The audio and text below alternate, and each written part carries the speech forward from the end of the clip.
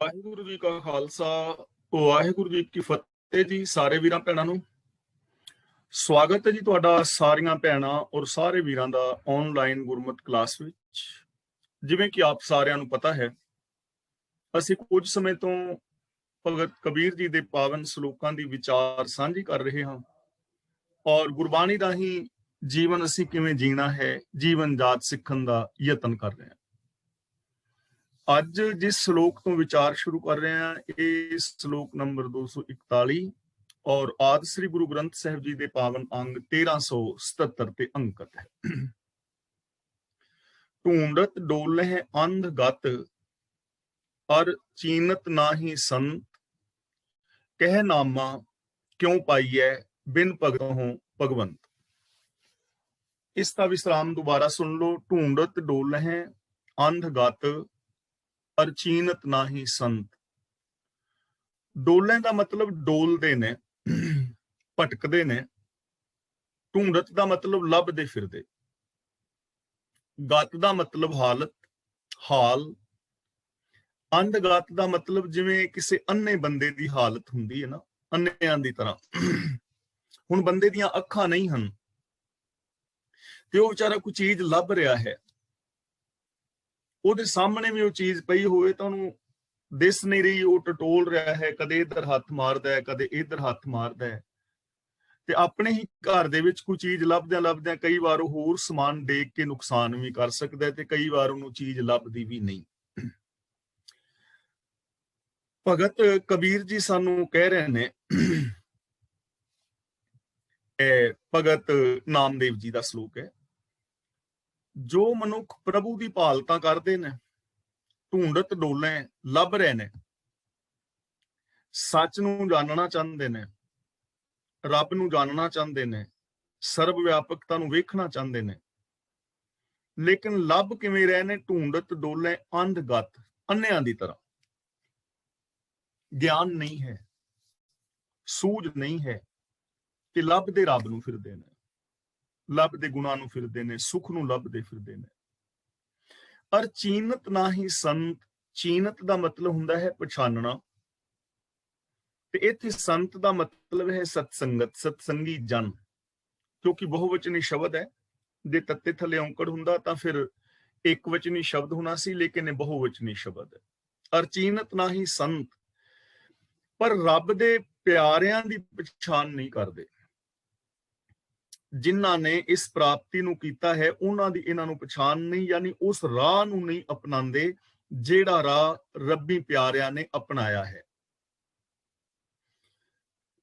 ਕਹਿ ਨਾਮਾ ਕਿਉਂ ਪਾਈਐ ਬਿਨ ਭਗਤੋਂ ਭਗਵੰਤ। ਭਗਤੋਂ ਦਾ ਮਤਲਬ ਭਗਤਾਂ ਤੋਂ, ਭਗਵੰਤ ਦਾ ਮਤਲਬ ਹਰੀ ਨੂੰ। ਭਗਤ ਨਾਮਦੇਵ ਜੀ ਕਹਿੰਦੇ ਨੇ ਕਿ ਜੋ ਰੱਬੀ ਰਜਾ ਵਿੱਚ ਤੁਰਨ ਵਾਲੇ ਨੇ, ਭਗਤ ਦਾ ਮਤਲਬ ਜੋ ਰੱਬੀ ਰਜਾ ਵਿੱਚ ਤੁਰਦੇ ਨੇ, ਜੋ ਰੱਬੀ ਗੁਣਾਂ ਦੇ ਧਾਰਨੀ ਨੇ, ਉਹਨਾਂ ਦੀ ਸੰਗਤ ਤੋਂ ਬਿਨਾ, ਉਹਨਾਂ ਰਾਹਾਂ ਤੇ ਤੁਰਿਆਂ ਤੋਂ ਬਿਨਾ ਰੱਬ ਨੂੰ ਕਿਵੇਂ ਪਾਇਆ ਜਾ ਸਕਦਾ? ਨਹੀਂ ਪਾਇਆ ਜਾ ਸਕਦਾ। ਇਸ ਲਈ ਸਾਨੂੰ ਇੱਥੇ ਸਮਝਾਇਆ ਜਾ ਰਿਹਾ ਹੈ ਕਿ ਅਸੀਂ ਉਹਨਾਂ ਰਾਹਾਂ ਨੂੰ ਅਪਣਾਉਣਾ ਹੈ ਜਿਨ੍ਹਾਂ ਰਾਹਾਂ ਨੂੰ ਰੱਬੀ ਪਿਆਰਿਆਂ ਨੇ ਅਪਣਾਇਆ ਹੈ, ਜੋ ਰੱਬੀ ਰਜਾ ਦੇ ਵਿੱਚ ਤੁਰਨ ਵਾਲੇ ਨੇ। ਉੱਥੋਂ ਸਾਨੂੰ ਸਹਿਯੋਗ ਮਿਲ ਸਕਦਾ ਹੈ, ਉਹ ਇੱਕ ਰਾਸਤਾ ਹੈ।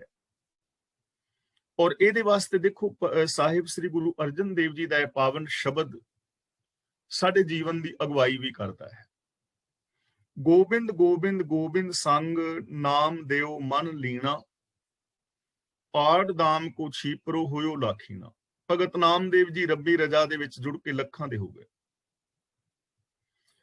ਆੜ ਦਾਮ ਕੋ ਛੀਪਰੋ ਹੋਇਓ ਲਾਖੀਣਾ, ਬੁਨਨਾ ਤੰਨਾ ਤਿਆਗ ਕੈ ਪ੍ਰੀਤ ਚਰਨ ਕਬੀਰਾ, ਨੀਚ ਕੁਲਾ ਜੁਲਾਹਾਰਾ ਪਇਓ ਗੁਣੀ ਗਹੀਰਾ। ਇੱਥੇ ਬੁਨਨਾ ਤੰਨਾ ਤਿਆਗਣ ਦਾ ਮਤਲਬ ਇਹ ਨਹੀਂ ਕਿ ਭਗਤ ਕਬੀਰ ਜੀ ਨੇ ਆਪਣਾ ਜੁਲਾਹੇ ਦਾ ਕੰਮ ਛੱਡ ਦਿੱਤਾ। ਇੱਥੇ ਬੁਨਨਾ ਤੰਨਾ ਦਾ ਮਤਲਬ ਹੈ ਤਾਣਾ ਬਾਣਾ, ਜਿਹੜਾ ਚਲਾਕੀਆਂ ਦਾ ਹੈ, ਜਾਤੀਵਾਦ ਦਾ, ਮੇਰ ਤੇਰ ਦਾ, ਦੂਜਿਆਂ ਨੂੰ ਠਿੱਬੀਆਂ ਲਾਉਣ ਦਾ, ਇਹੋ ਜਿਹੇ ਤਾਣੇ ਬਾਣੇ, ਦੂਜਿਆਂ ਨੂੰ ਪਛਾੜਨ ਦੇ, ਵਿਕਾਰਾਂ ਵਾਲਾ ਤਾਣਾ ਬਾਣਾ ਉਹਨੇ ਛੱਡ ਦਿੱਤਾ। ਤੇ ਭਗਤ ਕਬੀਰ ਜੀ ਵੀ ਰੱਬ ਵਰਗੇ ਹੋ ਗਏ। ਨੀਚ ਕੁਲਾ ਜੁਲਾਹਰਾ ਪਇਓ ਗੁਣੀ ਗਹੀਰਾ, ਰਵਿਦਾਸ ਤੋਂ ਅੰਤਾ ਟੋਰ ਨੀਤ ਤਿਨ ਤਿਆਗੀ ਮਾਇਆ, ਪ੍ਰਗਟ ਹੁਆ ਸਾਧ ਸੰਗ ਹਰ ਦਰਸ਼ਨ ਪਾਇਆ। ਮਰੇ ਹੋਏ ਪਸ਼ੂਆਂ ਦਾ ਕੰਮ ਕਰਨ ਵਾਲਾ, ਚਮੜੇ ਲਾਉਣ ਵਾਲਾ ਭਗਤ ਰਵਿਦਾਸ ਜਦੋਂ ਰੱਬੀ ਰਜਾ ਦੇ ਵਿੱਚ ਰਾਜੀ ਹੋਇਆ ਤੇ ਉਹ ਗੁਣੀ ਗਹੀਰ ਹੋ ਗਿਆ, ਗੁਣਾਂ ਦਾ ਗਹਿਰਾ ਸਾਗਰ ਹੋ ਗਿਆ। ਪ੍ਰਗਟ ਹੋਆ ਸਾਧ ਸੰਗ ਹਰਿ ਦਰਸ਼ਨ ਪਾਇਆ, ਸੈਣ ਨਾਈ ਬੁੱਤ ਕਾਰਿਆ ਉਹ ਘਰ ਘਰ ਸੁਣਿਆ, ਹਿਰਦੈ ਵਸਿਆ ਪਾਰ ਬ੍ਰਹਮ ਭਗਤਾਂ ਮੈਂ ਗਣਿਆ। ਸੈਣ ਜੋ ਨਾਈ ਬਰਾਦਰੀ ਵਿੱਚੋਂ ਸੀ, ਲੋਕਾਂ ਦੇ ਸੁਨੇਹੇ ਦਿੰਦਾ ਸੀ, ਬੁੱਤੀਆਂ ਸੁਨੇਹੇ ਦੇਣੇ, ਲੇਕਿਨ ਜਦੋਂ ਸੰਗਤ ਦੇ ਵਿੱਚ ਮਿਲਿਆ ਤਾਂ ਉਹ ਪ੍ਰਭੂ ਦਾ ਰੂਪ ਹੋ ਗਿਆ, ਘਰ ਘਰ ਦੇ ਅੰਦਰ ਸੁਣਿਆ ਗਿਆ। ਹੁਣ ਗੁਰੂ ਅਰਜਨ ਦੇਵ ਜੀ ਦੇਖੋ ਲਾਸਟ ਵਿੱਚ ਕੀ ਕਹਿ ਰਹੇ ਨੇ, ਇਹ ਬਿਦ ਸੁਣ ਕੇ ਜਾਟ ਰੋ ਉਠ ਭਗਤੀ ਲਾਗਾ, ਕਿ ਇਹਨਾਂ ਭਗਤਾਂ ਦੀ ਮਹਿਮਾ ਸੁਣ ਕੇ ਕਿ ਇਹਨਾਂ ਨੇ ਰੱਬੀ ਰਜਾ ਦੇ ਵਿੱਚ ਤੁਰਿਆ ਹੈ, ਰੱਬੀ ਗੁਣਾਂ ਦੇ ਧਾਰਨੀ ਹੋਏ ਨੇ, ਤਾਂ ਇਹਨਾਂ ਨੂੰ ਜੇ ਮਹਾਨਤਾ ਮਿਲੀ ਹੈ, ਪ੍ਰਭੂ ਮਿਲਾਪ ਹੋਇਆ ਹੈ, ਤਾਂ ਮੈਨੂੰ ਵੀ ਹੋ ਸਕਦਾ ਹੈ, ਮੇਰੇ ਅੰਦਰ ਵੀ ਪੋਸੀਬਿਲਿਟੀ ਹੈ। ਇਹ ਗੱਲ ਸੁਣੀ, ਇਹ ਬਿਦ ਸੁਣ ਕੇ ਜਾਟ ਰੋ ਉਠ ਭਗਤੀ ਲਾਗਾ, ਉਹ ਵੀ ਇਸ ਰਾਹ ਤੇ ਤੁਰ ਪਏ। ਤੇ ਇਸ ਰਾਹ ਤੇ ਤੁਰਨ ਦਾ ਨਤੀਜਾ ਕੀ ਹੋਇਆ, ਮਿਲੇ ਪ੍ਰਤੱਖ ਗੁਸਾਈਆਂ ਧੰਨਾ ਵਡ ਭਾਗਾ, ਭਗਤ ਧੰਨਾ ਵੀ ਵੱਡੇ ਭਾਗਾਂ ਵਾਲਾ ਹੋ ਗਿਆ।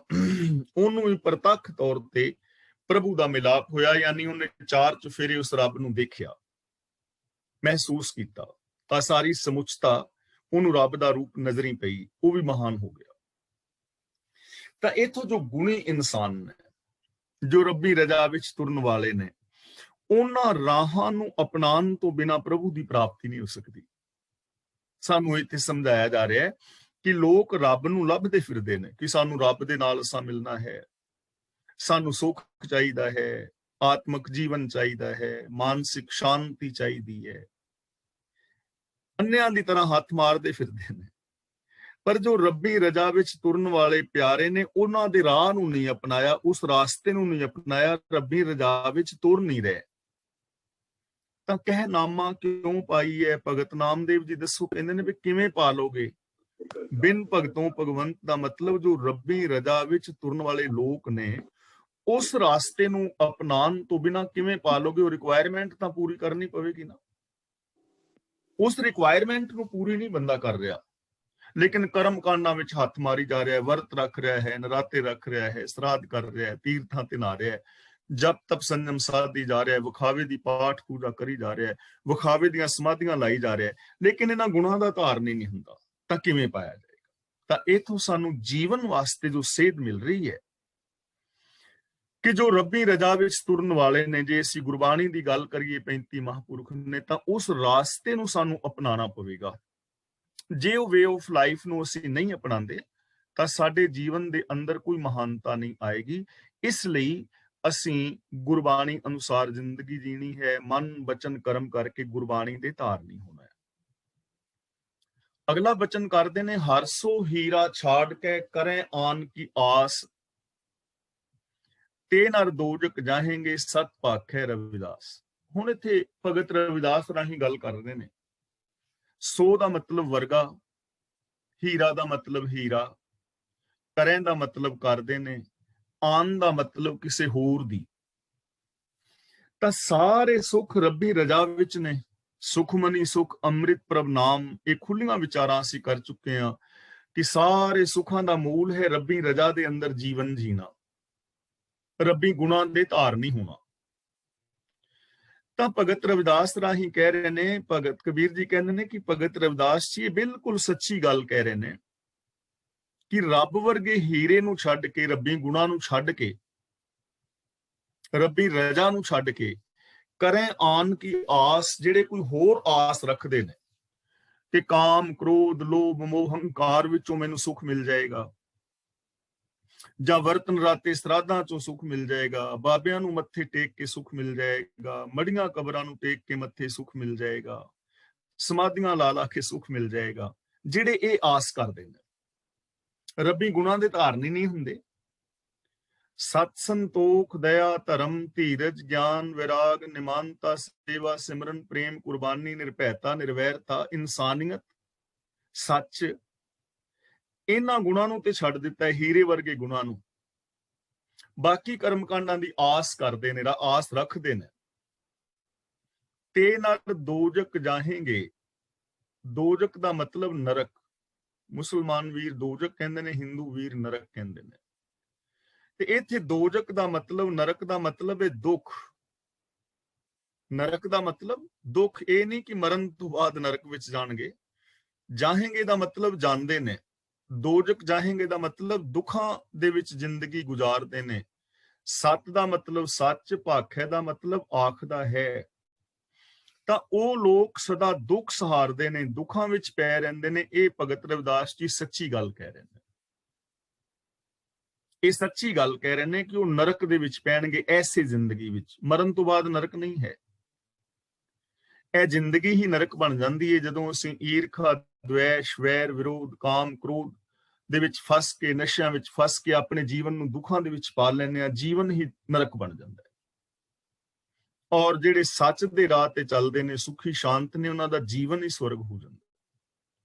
ਤਾਂ ਭਗਤ ਰਵਿਦਾਸ ਜੀ ਸੱਚ ਗੱਲ ਕਹਿ ਰਹੇ ਨੇ ਕਿ ਜਿਹੜੇ ਇਨਸਾਨ ਹਰੀ ਦੇ ਸ਼ੁਭ ਗੁਣਾਂ ਨੂੰ, ਜੋ ਹੀਰਿਆਂ ਵਰਗੇ ਕੀਮਤੀ ਨੇ, ਰੱਬ ਦੀ ਰਜ਼ਾ ਨੂੰ ਛੱਡ ਕੇ ਹੋਰਾਂ ਦੀ ਆਸ ਕਰਦੇ ਨੇ, ਬਾਬਿਆਂ ਦੀ, ਕਬਰਾਂ ਦੀ, ਮੜੀਆਂ ਦੀ, ਵਰਤਾਂ ਦੀ, ਨਰਾਤਿਆਂ ਦੀ, ਸਰਾਧਾਂ ਦੀ, ਕਰਮ ਕਾਂਡਾਂ ਦੀ, ਵਿਖਾਵੇ ਦੀ, ਪਾਠ ਪੂਜਾ ਦੀ, ਕਾਮ, ਕ੍ਰੋਧ, ਲੋਭ, ਹੰਕਾਰ ਦੀ ਜੋ ਆਸ ਰੱਖਦੇ ਨੇ, ਉਹ ਦੋਜਕ ਦੇ ਅੰਦਰ ਜਾਣਗੇ। ਉਹਨਾਂ ਦੇ ਜੀਵਨ ਦੇ ਅੰਦਰ ਦੁੱਖ ਪੈਦਾ ਹੋਏਗਾ ਹੀ ਹੋਏਗਾ।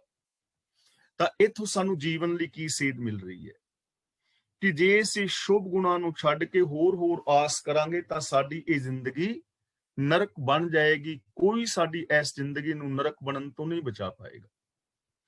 ਤੇ ਜਿਹੜੇ ਇਨਸਾਨ ਰੱਬੀ ਰਜ਼ਾ ਵਿੱਚ ਚੱਲਦੇ ਹੋਏ ਰੱਬੀ ਗੁਣਾਂ ਦੇ ਧਾਰਨੀ ਹੋ ਜਾਣਗੇ, ਉਹਨਾਂ ਦਾ ਜੀਵਨ ਸਵਰਗ ਹੋ ਜਾਏਗਾ। ਉਹ ਇਸ ਜੀਵਨ ਦੇ ਵਿੱਚ ਦੁੱਖਾਂ ਦੇ ਨਰਕ ਤੋਂ ਬਚ ਜਾਣਗੇ। ਅਖੀਰਲੇ ਸ਼ਲੋਕ ਵਿੱਚ ਕਹਿ ਰਹੇ ਨੇ, ਕਬੀਰ ਜੋ ਗ੍ਰਹਿ ਕਰੇ ਤਾਂ ਧਰਮ ਕਰ, ਨਾਹੀ ਤਾਂ ਕਰ ਬੈਰਾਗ, ਬੈਰਾਗੀ ਬੰਧਨ ਕਰੇ ਤਾ ਕੋ ਬੜੋ ਅਭਾਗ। ਜੋ ਦਾ ਮਤਲਬ ਜੇ, ਗ੍ਰਹਿ ਕਰੇ ਦਾ ਮਤਲਬ ਤੂੰ ਘਰ ਬਣਾਉਣਾ ਹੈ, ਘਰ ਬਾਰੀ ਬਣਦਾ ਹੈ। ਤਾਂ ਦਾ ਮਤਲਬ ਤਾਂ, ਇੱਥੇ ਤਾਂ ਲਿਖਿਆ ਨਾ ਤੱਤਾ, ਇਹਨੂੰ ਤਾਂ ਪੜਨਾ ਹੈ। ਤਾਂ ਧਰਮ ਕਰ, ਧਰਮ ਕਰ ਦਾ ਮਤਲਬ ਫਰਜ਼ ਨਿਭਾ ਆਪਣੇ। ਧਰਮ ਦੀ ਡੈਫੀਨੇਸ਼ਨ ਆਪਾਂ ਲਿਖੀ ਸੀ ਨਾ, ਸੱਚ ਨੂੰ ਆਧਾਰ ਬਣਾ ਕੇ ਮਨੁੱਖੀ ਫਰਜ਼ਾਂ ਨੂੰ ਪੂਰੇ ਕਰਨ ਦਾ ਨਾਮ ਧਰਮ ਹੈ। ਤਾਂ ਕਬੀਰ ਜੀ ਕਹਿ ਰਹੇ ਨੇ ਕਿ ਜੇ ਤੂੰ ਘਰ-ਬਾਰੀ ਬਣਦਾ ਤਾਂ ਧਰਮ ਕਰ, ਤਾਂ ਆਪਣੇ ਫਰਜ਼ ਨਿਭਾ। ਫਰਜ਼ ਕਿਹੜੇ ਨੇ ਆਪਾਂ ਇਹਦੇ ਬਾਰੇ ਖੁੱਲੀ ਵਿਚਾਰ ਕਰ ਚੁੱਕੇ ਹਾਂ। ਜਿਵੇਂ ਔਰਤ ਹੈ ਤਾਂ ਔਰਤ ਬੇਟੀ ਵੀ ਹੈ, ਭੈਣ ਵੀ ਹੈ, ਪਤਨੀ ਵੀ ਹੈ, ਮਾਂ ਵੀ ਹੈ, ਨੂੰਹ ਵੀ ਹੈ, ਸੱਸ ਵੀ ਹੈ, ਚਾਚੀ, ਤਾਈ, ਦਰਾਣੀ, ਜਠਾਣੀ, ਕਿੰਨੇ ਸਾਰੇ ਰਿਸ਼ਤੇ ਨੇ ਉਹਦੇ। ਤਾਂ ਔਰਤ ਦਾ ਧਰਮ ਹੈ ਸੱਚ ਨੂੰ ਆਧਾਰ ਬਣਾ ਕੇ ਇਮਾਨਦਾਰੀ ਨਾਲ ਇਹਨਾਂ ਰਿਸ਼ਤਿਆਂ ਦੇ ਫਰਜ਼ਾਂ ਨੂੰ ਪੂਰੀਆਂ ਕਰੇ। ਉਹ ਔਰਤ ਧਰਮੀ ਹੈ। ਤੇ ਬੰਦਾ ਜਿਹੜਾ ਹੈ, ਬੰਦਾ ਬੇਟਾ ਹੈ, ਭਰਾ ਹੈ, ਪਿਤਾ ਹੈ, ਪਤੀ ਹੈ, ਸਹੁਰਾ ਹੈ, ਜਵਾਈ ਹੈ, ਚਾਚਾ, ਤਾਇਆ ਹੈ, ਕਿੰਨੇ ਰਿਸ਼ਤੇ ਨੇ। ਸੱਚ ਨੂੰ ਆਧਾਰ ਬਣਾ ਕੇ ਇਮਾਨਦਾਰੀ ਦੇ ਨਾਲ ਇਹਨਾਂ ਫਰਜ਼ਾਂ ਨੂੰ ਪੂਰੇ ਕਰਨਾ ਬੰਦੇ ਦਾ ਧਰਮ ਹੈ। ਤੇ ਇਹ ਫਰਜ਼ ਇਹਨਾਂ ਰਿਸ਼ਤਿਆਂ ਵਿੱਚ ਖਤਮ ਨਹੀਂ ਹੋ ਜਾਂਦੇ। ਜਿਹੜਾ ਵੱਡਾ ਇਹ ਯੂਨੀਵਰਸ ਹੈ, ਦਿਸਦਾ ਅਣਦਿਸਦਾ ਜਗਤ, ਓਡੇ ਵੱਡੇ ਹੀ ਸਾਡੇ ਫਰਜ਼ ਵੀ ਨੇ। ਹਵਾ ਲਈ ਸਾਡੇ ਕੁਝ ਫਰਜ਼ ਨੇ, ਪਾਣੀ ਲਈ ਫਰਜ਼ ਨੇ, ਧਰਤੀ ਲਈ ਫਰਜ਼ ਨੇ, ਮਨੁੱਖ ਮਾਤਰ ਲਈ ਫਰਜ਼ ਨੇ, ਪਸ਼ੂ ਪੰਛੀਆਂ ਲਈ ਫਰਜ਼ ਨੇ। ਇਹਨਾਂ ਫਰਜ਼ਾਂ ਨੂੰ ਪੂਰੇ ਕਰਨ ਦਾ ਨਾਮ ਧਰਮ ਹੈ। ਤਾਂ ਜ਼ਿੰਦਗੀ ਦੇ ਅੰਦਰ ਸੁਖੀ ਔਰ ਸ਼ਾਂਤ ਹੋ ਸਕਾਂਗੇ। ਧਰਮ ਕੋਈ ਮਾਲਾ ਫਿਰਨ ਦਾ ਨਾਮ ਨਹੀਂ।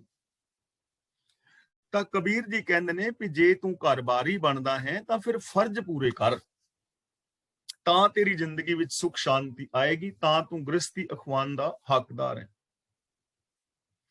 ਤੇ ਜੇ ਤੂੰ ਘਰ-ਬਾਰੀ ਨਹੀਂ, ਕਈ ਤਿਆਗੀ ਨੇ ਨਾ ਵੀ ਉਹ ਕਹਿੰਦੇ ਵੀ ਵਿਆਹ ਨਹੀਂ ਕਰਾਣਾ। ਜੇ ਤੂੰ ਘਰ-ਬਾਰੀ ਨਹੀਂ, ਨਾ ਹੀ ਜੇ ਤੂੰ ਘਰ-ਬਾਰੀ ਨਹੀਂ ਹੈ ਤਾਂ ਕਰ ਬੈਰਾਗ। ਬੈਰਾਗ ਦਾ ਮਤਲਬ ਵਿਕਾਰਾਂ ਵੱਲੋਂ ਤਿਆਗ ਕਰ, ਗੁਣਾਂ ਦਾ ਧਾਰਨੀ ਹੋ, ਸੱਚ ਦਾ ਧਾਰਨੀ ਹੋ। ਸੱਚ ਦਾ ਧਾਰਨੀ ਹੋ, ਗੁਣਾਂ ਦਾ ਧਾਰਨੀ ਹੋ। ਤੇ ਕਬੀਰ ਜੀ ਕਹਿ ਰਹੇ ਨੇ ਬੈਰਾਗੀ ਬੰਧਨ ਕਰੇ बैरागी का मतलब त्याग करके भी गृहस्थी नहीं बनया, ब्याह शादी नहीं कराई, त्यागी बन गया। बंधन करे ते जे वैरागी हो के त्यागी हो के फिर बंधना विच पै जाए तां को बड़ो अभाग। अभाग का मतलब बदकिस्मती। ਉਹ ਦੁਨੀਆ ਦੇ ਵਿੱਚ ਕਿਸੇ ਥਾਂ ਜੋਗਾ ਨਹੀਂ ਹੈਗਾ। ਉਹ ਸਭ ਤੋਂ ਵੱਡਾ ਬਦਕਿਸਮਤ ਬੰਦਾ ਹੈ, ਜਿਹਨੂੰ ਅਸੀਂ ਬਦਕਿਸਮਤ ਕਹਿੰਦੇ ਆ, ਮਾੜਾ ਬੰਦਾ, ਭੈੜਾ ਬੰਦਾ। ਕਿ ਵੈਰਾਗੀ ਵੀ ਹੋ ਗਿਆ, ਤਿਆਗ ਹੋਣ ਦਾ ਤੇ ਢੋਂਗ ਕਰਤਾ ਕਿ ਮੈਂ ਤਿਆਗੀ ਹਾਂ, ਘਰ-ਬਾਰ ਤਿਆਗ ਦਿੱਤਾ ਹੈ, ਲੇਕਿਨ ਤਿਆਗੀ ਹੋ ਕੇ ਫਿਰ ਬੰਧਨਾਂ ਵਿੱਚ ਪੈ ਗਿਆ ਤਾਂ ਉਹਦੇ ਵਾਸਤੇ ਤਾਂ ਕੋਈ ਥਾਂ ਹੀ ਨਾ ਰਹੀ ਹੁਣ। ਇਸ ਲਈ ਗੱਲ ਇੱਥੇ ਸੱਚ ਨੂੰ ਅਪਣਾਉਣ ਦੀ ਹੈ। ਕੋਈ ਤਿਆਗੀ ਹੈ ਜਾਂ ਕੋਈ ਗ੍ਰਸਤੀ ਹੈ, ਜੇ ਸੱਚ ਦਾ ਤਿਆਗ ਕਰ ਦਿੱਤਾ ਹੈ, ਜੇ ਸੱਚ ਦਾ ਧਾਰਨੀ ਨਹੀਂ, ਫਰਜ਼ਾਂ ਨੂੰ ਪੂਰਿਆ ਨਹੀਂ ਕਰਦਾ ਤਾਂ ਜੀਵਨ ਬੇਕਾਰ ਹੋ ਜਾਏਗਾ। ਆਓ ਜਰਾ ਇੱਕ ਨਿੱਕੀ ਜੀ ਝਾਤ ਤਿਆਗ ਵਾਲੇ ਪਾਸੇ ਮਾਰੀਏ। ਕਿੰਨੇ ਸਾਰੇ ਲੋਕ ਨੇ ਜਿਨ੍ਹਾਂ ਨੇ ਗ੍ਰਸਤ ਦਾ ਤਿਆਗ ਕੀਤਾ ਹੈ ਤੇ ਉਹ ਆਪਣੇ ਆਪ ਨੂੰ ਤਿਆਗੀ ਕਹਿ ਰਹੇ ਨੇ। ਬਹੁ ਗਿਣਤੀ ਦੀ ਮੈਂ ਗੱਲ ਕਰ ਰਿਹਾ, ਕੋਈ ਚੰਗਾ ਵੀ ਹੋ ਸਕਦਾ ਬਹੁ ਗਿਣਤੀ। ਹੁਣ ਇੰਡੀਆ ਦੇ ਅੰਦਰ ਅੱਜ ਤੋਂ 20-25 ਸਾਲ ਪਹਿਲਾਂ 72,65,000 ਸੰਤਾਂ ਸਾਧਾਂ ਦੀ ਗਿਣਤੀ ਸੀ। 1,65,000 ਦੇ ਕਰੀਬ ਸਿੱਖ ਸੰਤ ਬਾਬੇ ਨੇ ਔਰ 71 ਲੱਖ ਹਿੰਦੂ ਵੀਰਾਂ ਦੇ ਨੇ ਲਗਭਗ।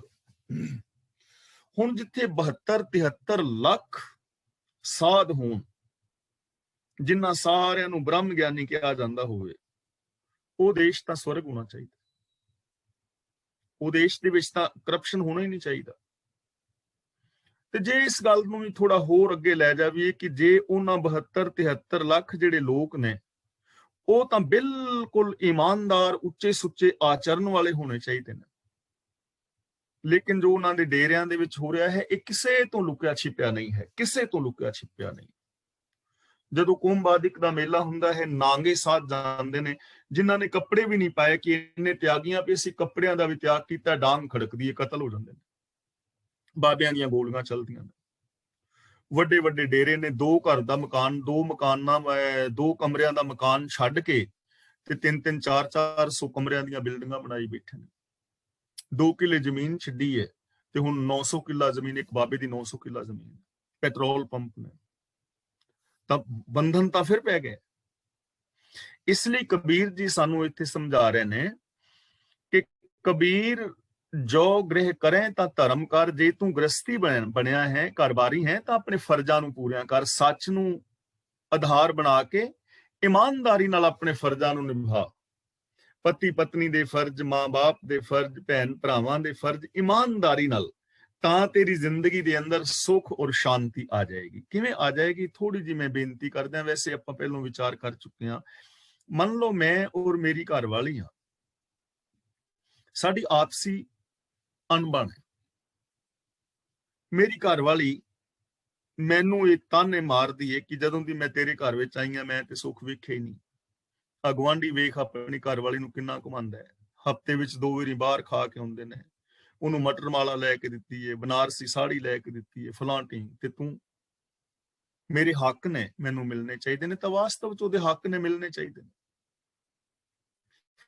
ਤੇ ਮੈਂ ਉਹਨੂੰ ਕਹਿ ਰਿਹਾ ਵੀ ਤੈਨੂੰ ਗੁਆਂਢਣ ਦੀ ਬਨਾਰਸੀ ਸਾੜੀ ਤੇ ਦਿਸਦੀ ਹੈ, ਪਰ ਤੈਨੂੰ ਇਹ ਨਹੀਂ ਦਿਸਦੀ ਕਿ ਉਹ ਆਪਣੇ ਪਤੀ ਦੀ ਆਗਿਆ ਦੀ ਪਾਲਣ ਕਿਵੇਂ ਕਰਦੀ ਹੈ, ਕਿਵੇਂ ਉਹਨੂੰ ਟਿਫਨ ਤਿਆਰ ਕਰਕੇ ਦਿੰਦੀ ਹੈ, ਉਹਦੇ ਕੱਪੜੇ ਪ੍ਰੈਸ ਕਰਦੀ ਹੈ, ਦੂਜੇ ਤੀਜੇ।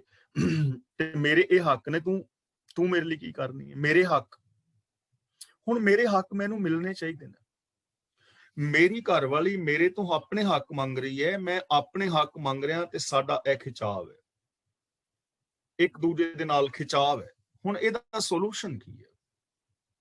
ਇਹਦਾ ਸੋਲੂਸ਼ਨ ਇਹ ਹੈ ਕਿ ਮੇਰੀ ਘਰ ਵਾਲੀ ਆਪਣੇ ਹੱਕ ਨਾ ਮੰਗੇ, ਇਮਾਨਦਾਰੀ ਦੇ ਨਾਲ ਜੋ ਇੱਕ ਚੰਗੀ ਪਤਨੀ ਦੇ ਫਰਜ਼ ਹੁੰਦੇ ਨੇ ਉਹਨਾਂ ਨੂੰ ਪੂਰਿਆਂ ਕਰੇ। ਤਾਂ ਜੋ ਪਤਨੀ ਦੇ ਫਰਜ਼ ਨੇ, ਉਹ ਪਤੀ ਦੇ ਹੱਕ ਨੇ, ਉਹਨੂੰ ਬਿਨਾਂ ਮੰਗਣ ਤੋਂ ਮਿਲ ਜਾਣਗੇ। ਤੇ ਮੈਂ ਪਤਨੀ ਤੋਂ ਆਪਣੇ ਹੱਕ ਨਾ ਮੰਗਾ, ਇਮਾਨਦਾਰੀ ਦੇ ਨਾਲ ਜਿਹੜੇ ਚੰਗੇ ਪਤੀ ਦੇ ਫਰਜ਼ ਹੁੰਦੇ ਨੇ ਮੈਂ ਉਹ ਫਰਜ਼ ਪੂਰੇ ਕਰਾਂ, ਤਾਂ ਜੋ ਪਤੀ ਦੇ ਫਰਜ਼ ਨੇ, ਉਹ ਪਤਨੀ ਦੇ ਹੱਕ ਨੇ, ਉਹਨੂੰ ਬਿਨਾਂ ਮੰਗਣ ਤੋਂ ਮਿਲ ਜਾਣਗੇ। ਸਾਡਾ ਘਰ ਸਵਰਗ ਬਣ ਜਾਏਗਾ। ਔਰ ਇਹ ਚੀਜ਼ ਹਰ ਇਨਸਾਨ ਤੇ ਲਾਗੂ ਹੁੰਦੀ ਹੈ। ਧੀ ਪੁੱਤਰ ਤੇ ਵੀ, ਮਾਂ ਬਾਪ ਤੇ ਵੀ, ਭੈਣ ਭਰਾ ਤੇ ਵੀ, ਪਤੀ ਪਤਨੀ ਤੇ ਵੀ, ਨਨਾਣ ਭਰਜਾਈ ਤੇ ਵੀ, ਦਰਾਣੀ ਜਠਾਣੀ ਤੇ, ਨਾਨਕਿਆਂ ਦਾਦਕਿਆਂ ਤੇ, ਯਾਰਾਂ ਦੋਸਤਾਂ ਤੇ, ਸਭ ਤੇ ਲਾਗੂ ਹੁੰਦੀ ਹੈ। ਇਮਾਨਦਾਰੀ ਦੇ ਨਾਲ ਜੇ ਆਪਣੇ ਫਰਜ਼ ਨੂੰ ਪੂਰਾ ਕਰਦੇ ਹੋ ਤਾਂ ਤੁਸੀਂ ਸਫਲ ਗ੍ਰਸਤੀ ਹੋ। ਤਾਂ ਫਰਜ਼ ਪੂਰੇ ਕਰੋ।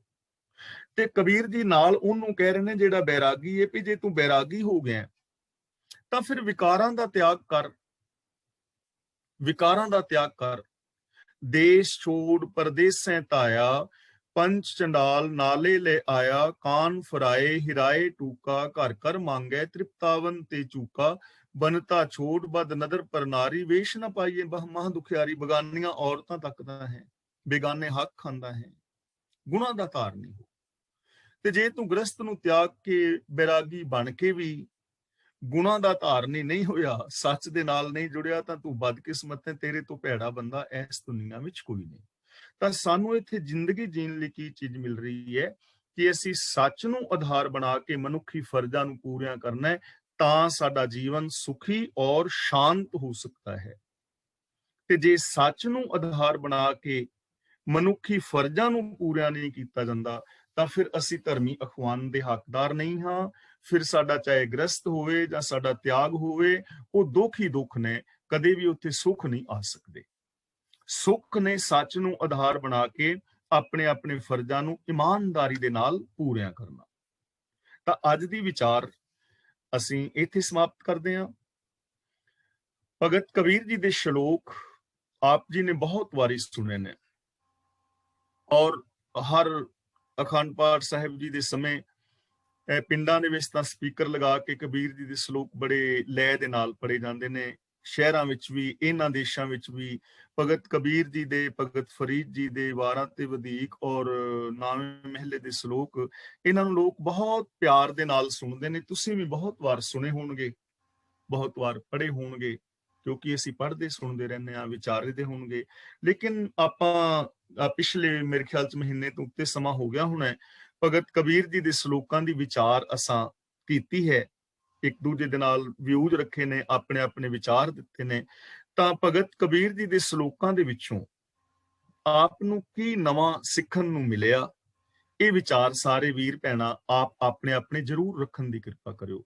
ਇੱਥੇ ਕੋਈ ਕਿਸੇ ਦਾ ਟੈਸਟ ਨਹੀਂ ਲਿਆ ਜਾ ਰਿਹਾ, ਨਾ ਇੱਥੇ ਕੋਈ ਇਨਾਮ ਵੰਡੇ ਜਾ ਰਹੇ ਨੇ। ਸਿਰਫ ਅਸਾਂ ਇਹ ਦੇਖਣਾ ਹੈ ਕਿ ਸਾਨੂੰ ਸਮਝ ਕੀ ਆਈ ਹੈ, ਕਿਉਂਕਿ ਜੋ ਅਸੀਂ ਵਿਚਾਰ ਕਰਦੇ ਹਾਂ ਉਹ ਤੁਹਾਡੀ ਸਮਝ ਆਉਣੀ ਚਾਹੀਦੀ ਹੈ, ਔਰ ਸਾਡੀ ਜ਼ਿੰਦਗੀ ਦੇ ਵਿੱਚ ਕੁਝ ਚੇਂਜਿੰਗਸ ਆਉਣੀਆਂ ਚਾਹੀਦੀਆਂ ਨੇ, ਬਦਲਾਵ ਆਉਣੇ ਚਾਹੀਦੇ ਨੇ, ਜਿਸ ਕਰਕੇ ਸਾਡਾ ਜੀਵਨ ਸਵਰਗ ਹੋ ਜਾਏ ਔਰ ਅਸੀਂ ਜੋ ਸਾਨੂੰ ਸਮਝ ਆਇਆ ਹੈ ਸੱਚ, ਉਸ ਸੱਚ ਨੂੰ ਦੁਨੀਆ ਦੇ ਆਖਰੀ ਮਨੁੱਖ ਤੱਕ ਪਹੁੰਚਾ ਸਕੀਏ, ਜਿਸ ਕਰਕੇ ਸਾਡਾ ਆਪਣਾ ਪਰਿਵਾਰ, ਸਾਡਾ ਸਮਾਜ ਔਰ ਸਾਡਾ ਇਹ ਸੰਸਾਰ ਸੁਖੀ ਔਰ ਸ਼ਾਂਤ ਹੋ ਸਕੇ, ਵਿਸ਼ਵ ਸ਼ਾਂਤੀ ਪੈਦਾ ਹੋ ਸਕੇ, ਇਨਸਾਨ ਅੰਦਰ ਇਨਸਾਨੀਅਤ ਪੈਦਾ ਹੋ ਸਕੇ। ਤਾਂ ਮੈਂ ਇੱਥੇ ਸਮਾਪਤੀ ਕਰਦਾ। ਵੀਰ ਤਰਲੋਚਨ ਸਿੰਘ ਜੀ ਅਨਮਿਊਟ ਹੋ ਗਏ ਨੇ, ਅਗਲੀ ਕਾਰਵਾਈ ਉਹ ਕਰਨਗੇ। ਹੁਣ ਕਿਸੇ ਵੀਰ ਨੂੰ ਬਾਰ-ਬਾਰ ਨਾ ਕਹਿਣਾ ਪਵੇ, ਆਪ ਅਨਮਿਊਟ ਹੋ ਕੇ ਆਪਣੇ ਆਪਣੇ ਵਿਚਾਰ ਜ਼ਰੂਰ ਦੱਸੋ ਕਿ ਤੁਹਾਨੂੰ ਭਗਤ ਕਬੀਰ ਜੀ ਦੇ ਸ਼ਲੋਕਾਂ ਦੇ ਵਿੱਚੋਂ ਕੀ ਨਵਾਂ ਸਮਝ ਆਇਆ ਹੈ। ਵਾਹਿਗੁਰੂ ਜੀ ਕਾ ਖਾਲਸਾ, ਵਾਹਿਗੁਰੂ ਜੀ